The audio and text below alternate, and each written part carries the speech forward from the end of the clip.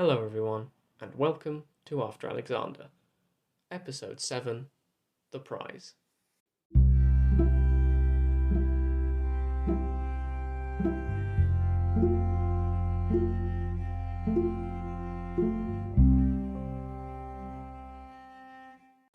Last time in our narrative, we saw Seleucus re-establish himself in Babylon as the satrap after a prolonged period of exile.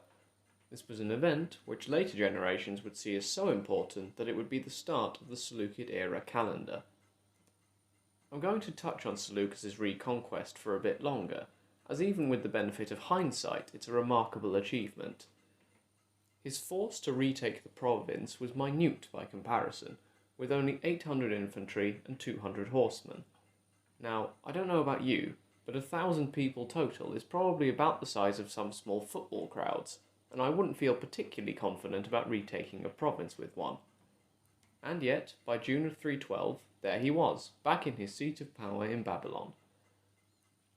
It's thought that he used the Euphrates River's waters to his advantage somehow, but we don't really know what he did. Either way, whatever really happened, Babylon fell to him. Where once he might have been condemned to remain a satrap's understudy in Egypt, now he was back in the political game. At least to my mind, there seems to be quite a bit of luck involved. He received an army from Ptolemy after the victory of Gaza, after all. Had this battle been a failure, I can imagine Ptolemy would have found he might not have had such deep pockets when it came to distributing armies. In addition, Seleucus managed to avoid fighting Antigonus on his way to Babylon, which would no doubt not have gone well for him if he had. Don't get me wrong, Seleucus is no military rookie, but luck does seem to play a substantial part in his story to retake Babylon. So, what's a satrap to do once he's reinstated? Why, get entangled in the succession disputes of the other powers, of course. A quick side note here before we continue. I'm essentially going to ignore the Argead royal family from now on, as well as most likely the regent as well. I know the royal family are still around at this point in our narrative, given that we jumped ahead a bit last time to 309 BCE, but they're largely irrelevant anyway by this stage. So, from now on, you'll only have to focus on one set of names. Anyway, although Seleucus was back in Babylon, the rest of the political picture was largely unchanged. Antigonus and Demetrius, although you probably wouldn't call them supreme, were still the highly dangerous force they had been around the time of the Battle of Gaza. Ptolemy was still sitting pretty in Egypt, while Cassandra and Lysimachus sit over the Hellespont in the Balkans. As I mentioned before, Seleucus had been lucky. The pro-Antigonus satrap of Babylon, named Python, had been killed at Gaza, which will have effectively disabled at least part of the opposition to his return. Added to that, Antigonus had other things on his mind back in 312. After all, he was still fighting the coalition assembled against him. However, with the Peace of 311 we discussed in episode 5, all of that is going to change. It was time for Antigonus to look eastwards again at the troublesome man who just kept coming back for more. In part 2, we'll see the struggle Seleucus faced to keep the prize he'd just won back. That's coming up after the music. See you then.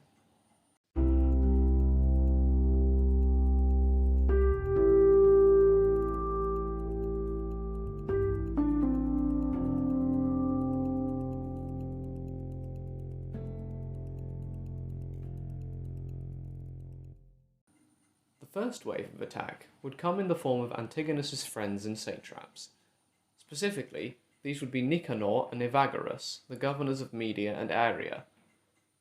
Brief note on Evagorus, I've seen his name spelt with a U rather than a V as well, but for the sake of my pronunciation capabilities, I'm going to keep calling him Evagorus if that's alright with everyone.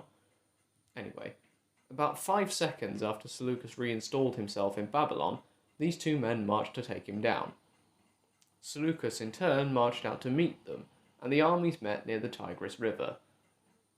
I've seen numbers quoted before that Nicanor had 17,000 soldiers with him, but I don't really know if that number's accurate or not. Whatever the figures actually are, Seleucus's army was smaller than the combined might of Nicanor and Evagorus, so he needed an element of surprise.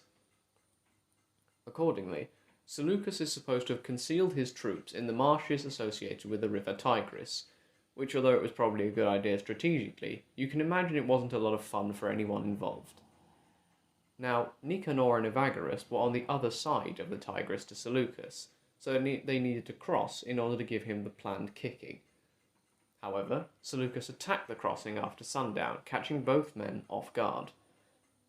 During the fighting, Evagorus was killed. His men, rather than simply running away, defected to Seleucus instead. Nicanor at this point had been separated from his own troops, so was duly forced to flee with only a handful of soldiers. Seleucus had won. Consider what the implications of this victory would have been for Seleucus. His army is now supposed to have swelled to 20,000 strong, and 2 satrapies nearby are now headless. Evagorus is dead, and Nicanor is fleeing with a few stragglers, and probably not in a position to answer major administrative questions. Added to this, these soldiers are supposed to have contained some of Eumenes' old forces, who were, as you can guess, not the biggest fans of Antigonus given the history of these 2 men. In addition, much of his new army was native to the 2 provinces to his east. Like any red-blooded general would in his situation, Seleucus decided to capitalize. He began spreading the tale that Alexander the Great himself had appeared to him in a dream. I'm sure that Eumenes would have looked on with pride, given that he'd once claimed that Alexander's ghost presided over his war council. Now, whether or not you believe this apparition to be true, it was a political masterstroke. After all, as I believe I mentioned a few episodes back, Antigonus had been a member of the Old Guard along with Antipater, who had not travelled east with Alexander during his conquests. This means that Antigonus was not able to harness and employ Alexander's reputation, or sway over the common Macedonian soldier, in the same way that Seleucus was. Either way, it seems to have been effective. What we're going to call Seleucus' foreign policy, which it basically is by this stage given the weakness of imperial government, became more hostile in its outlook than it had been the first time around. Seleucus swept through Media and Susiana to the east, adding them to his territories. One advantage he had was that Polyperchon, remember him, he's the regent by the way, was allied with Antigonus, as I touched on in episode 5. This means that, although in theory Polyperchon was the only one with the authority to appoint satraps, his partiality allowed Seleucus to basically ignore him and do what he liked, going on a rampage to the east. I'm going to digress a bit at this point, and ask you to notice how insignificant even the regent has become. The emperor is the figurehead for the regent, and the regent has now himself become a figurehead, with real power having devolved to local squabbles. This double set of figurehead rulers kind of reminds me of the Warring States period in Japan almost 2,000 years from now, where the emperor was a figurehead, and then the shogun under him gradually became a figurehead, with individual clans and daimyo warring for control. In our case, even if the trappings of empire are still in place, it's essentially ignored by everyone with real power. But back to Seleucus. In approximately 6 months, he managed to capture Media, Susa, and Elam, which are all regions in what is now eastern Iran, as far as I'm aware. It's at this point that someone offers him the title of Nicator, which he accepts. I've variously seen Nicator translated as victor or conqueror, but the former is more common, so that's the one I'm going to be using. Seleucus the Victor.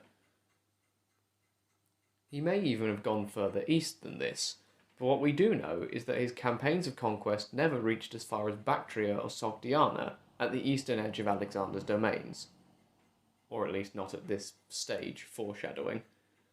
The governor of Bactria, Stasanor, had remained neutral in the fighting, which didn't really give Seleucus the casus belli he would have needed to invade. However, Seleucus was still the most powerful ruler in the region, meaning he would have had cause to feel pretty smug about the whole thing.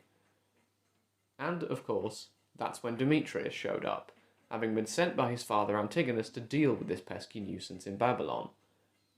With the peace treaty concluded in 311, Antigonus now had the time to commit soldiers to fighting against Seleucus. Demetrius would duly arrive in the spring of 310 BCE, when Seleucus was actually still in Media. That's what we're going to discuss in part 3, after the interlude. See you then.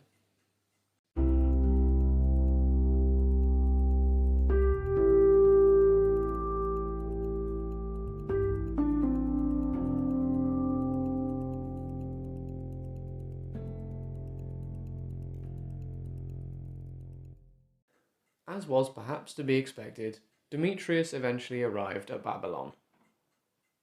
The Wikipedia page for Seleucus mentions that Antigonus sent him on his way with 19,000 soldiers in total. However, as with the last set of numbers, I can't be entirely sure of this.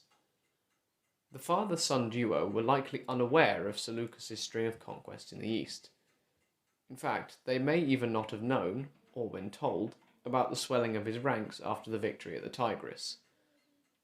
As we mentioned, Antigonus doesn't seem to have been that interested in the fate of the eastern portions of Alexander's empire, so the fact that Seleucus had taken over the majority of these provinces may not have been realised or even cared about by Antigonus. Now, as I just said, Seleucus was still in Media, not in Babylon, where Demetrius was. Instead, he'd left a man called Patrocles in charge of the city. The garrisons defending the city were divided between two fortresses protecting Babylon itself, which was surrounded by easily defensible cities and natural obstacles. As part of the preparations for the attack, the civilians were removed from the city and divided among the neighbouring regions. Demetrius was eventually successful in capturing and sacking the first of the two fortresses, but the second one was a harder nut to crack. This posed a problem for Demetrius, as he'd been sent to Babylon on a time limit by his father, with orders that he return to Syria after this time limit expired, so eventually he had to turn back. When he returned, he appointed his companion Archelaus as rival satrap of Babylon, with orders to take the second fortress. Seleucus initiated a guerrilla campaign against Archelaus, and the attempt seems to have fizzled out, as I don't really hear any other details about it. In the autumn of 310, Antigonus himself arrived in the east. This may have been off the policy of if you want something done, do it for yourself. I've seen differing accounts as to what happened next, so I'm mostly going to skip over the actual fighting. However, it's safe to say that by 309, Seleucus had defeated Antigonus. For the next few years, Antigonus will largely be occupied in the west again until 302. Accordingly, Seleucus will swivel his gaze eastwards again, towards the eastern satraps of Alexander's empire. This will include interference in India, which we touched upon in episode 4. So, next time, we'll head back over to the east. Provided I can find sufficient sources for this, next time we will discuss Seleucus' Indian campaign, the treaty with Chandragupta, and potentially how the Greeks viewed India itself. Depending on time, we might even be able to cover the event that will be a turning point for both the semblance of imperial unity and for Seleucus himself, the reception of the royal diadem and the crowning of the successors as kings. In the meantime, thank you for listening. For any comments or questions, feel free to get in touch at afteralexpod@gmail.com. That again, afteralexpod@gmail.com. Also, just a reminder to everyone that the Alexander the Great poll is still open for responses. Until next time, have a great week, everyone.